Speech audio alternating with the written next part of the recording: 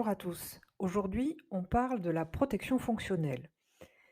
Quand un agent public est attaqué ou mis en cause à l'occasion de son travail, à l'occasion de ses fonctions, et sans qu'il y ait une faute personnelle de sa part, une faute personnelle détachable, comme on dit dans le jargon juridique, eh bien, son administration lui doit une protection dite fonctionnelle, donc à l'occasion de ses fonctions.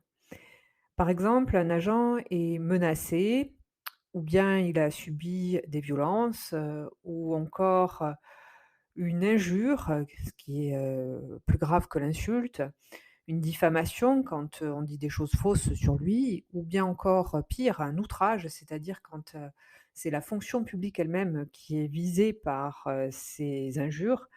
Eh bien, à ce moment-là, cet agent public doit être protégé. Il est protégé également pour, les poursuites pénales qui pourraient être engagées contre lui à l'occasion de son travail, à l'occasion des faits, qui se seraient, produits pendant ses fonctions et bien sûr en dehors d'une faute personnelle et cela comprend, le harcèlement. On en reparlera un petit peu plus tard. Voilà pour, une, introduction au principe. Alors, pour qui, cette protection fonctionnelle peut être, engagée? Elle est engagée pour, les agents qui sont victimes, mais aussi pour les agents qui sont mis en cause, c'est-à-dire qui auraient causé, une difficulté à un tiers. Cette protection fonctionnelle, elle est donnée à un agent qui en fait la demande. Elle n'est donc pas automatique. Il faut que l'agent fasse une démarche volontaire de demander. Elle est due à un fonctionnaire, qu'il soit stagiaire ou titulaire ou encore contractuel, mais elle est aussi due aux anciens fonctionnaires, donc qui auraient pris la retraite, mais aussi tous les agents publics et notamment ce qu'on appelle les collaborateurs occasionnels du service public, donc des personnes qui viendraient, collaborer de façon temporaire, à l'action de service public. Très important, elle est aussi due aux ayants droit, c'est-à-dire la famille du fonctionnaire, le conjoint, non pas les conjoints, non, le conjoint, heu, les enfants et les ascendants, les parents. Pourquoi? Parce que parfois, eh bien, les menaces peuvent être, peuvent toucher toute la famille ou encore si, l'agent, a été, a été, hospitalisé ou, pire est décédé, eh bien, la famille, le conjoint, les enfants, les ascendants peuvent, heu, peuvent être couverts par cette protection fonctionnelle. Alors on va commencer tout d'abord, dans une première partie, par voir, cette protection fonctionnelle pour les agents qui sont mis en cause par un tiers, quand l'agent public, cause un préjudice, une difficulté. Tout d'abord, cette protection fonctionnelle, elle est due quand il n'y a pas de faute détachable de l'agent.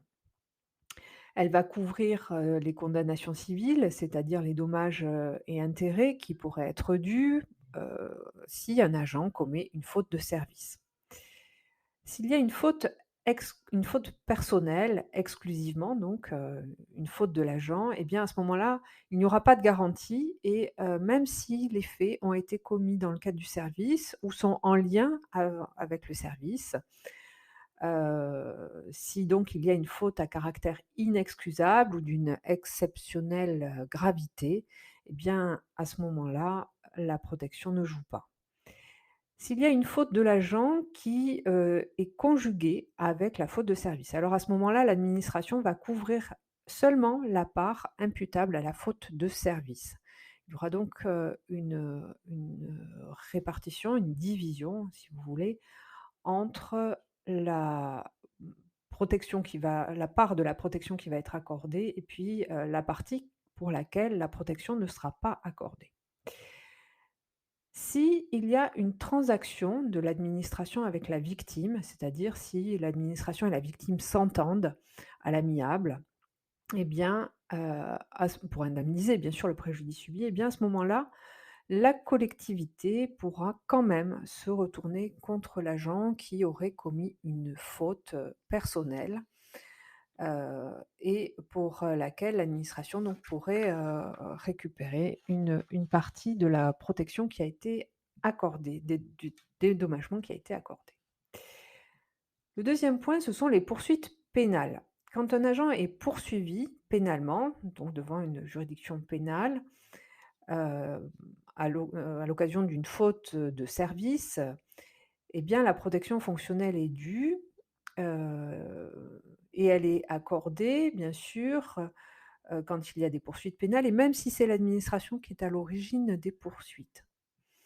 Elle est accordée aussi pour les agents placés en qualité de, témoins assistés qui sont, heu,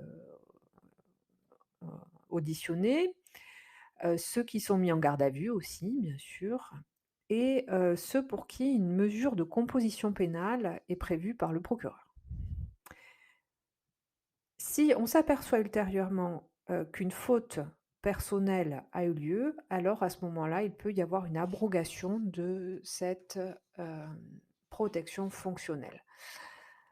Voilà pour ce qui est de cette protection pour, les agents mis en cause, donc qui, pourront être, assistés, aidés devant, les juridictions judiciaires, devant les juridictions pénales.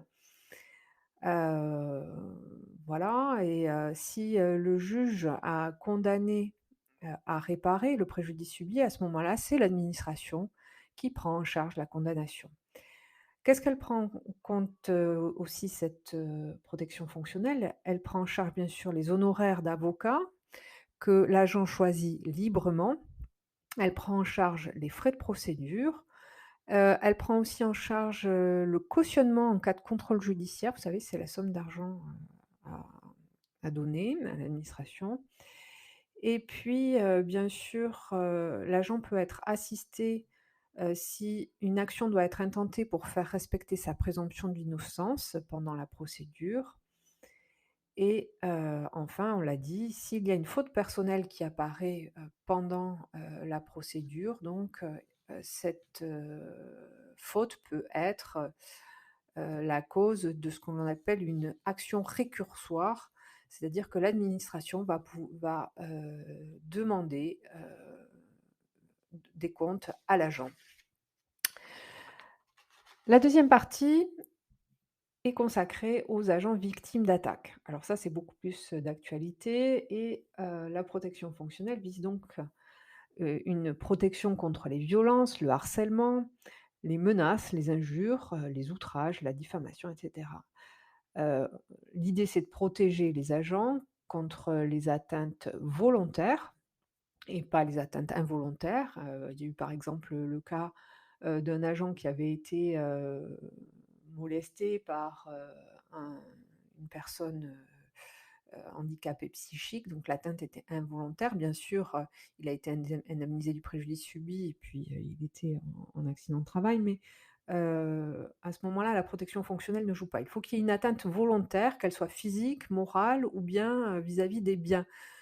Par exemple, si on vandalise, votre voiture alors que vous êtes agent public et s'il y a un lien avec les fonctions que vous exercez, eh bien à ce moment-là, vous avez droit à la protection fonctionnelle.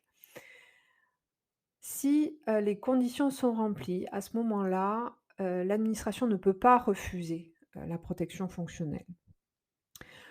Elle ne peut pas refuser sauf, dans des cas de motifs d'intérêt général qui sont très strictement encadrés par, la jurisprudence et sur lesquels je ne vais pas m'étendre, ici. Alors, en pratique, comment faire? Eh bien, on l'a dit, il faut une démarche volontaire, donc un écrit, c'est le mieux, une demande écrite à l'administration, en précisant les circonstances, dans lesquelles vous demandez donc à bénéficier de la protection fonctionnelle, le nom de votre, avocat si vous l'avez déjà choisi et puis enfin, à savoir, il n'y a pas de délai pour demander cette protection, fonctionnelle, donc vous pouvez la faire à tout moment. Pour, être assisté dans cette démarche, bien évidemment, n'hésitez pas à solliciter le syndicat, national des territoriaux qui pourra, avec son équipe juridique, vous aiguiller. Quelles sont les conséquences enfin? Eh bien, les conséquences, elles sont claires, il y a d'abord, une assistance juridique, financière, une réparation du préjudice subi et puis parfois une prévention avec une protection physique, parfois un changement d'affectation ou encore une aide pour avoir un droit de réponse dans la presse ou encore si un agresseur est, lui-même agent public, ça peut arriver, eh bien à ce moment-là, il peut y avoir une procédure disciplinaire contre cet agent public. Je vous remercie, à bientôt.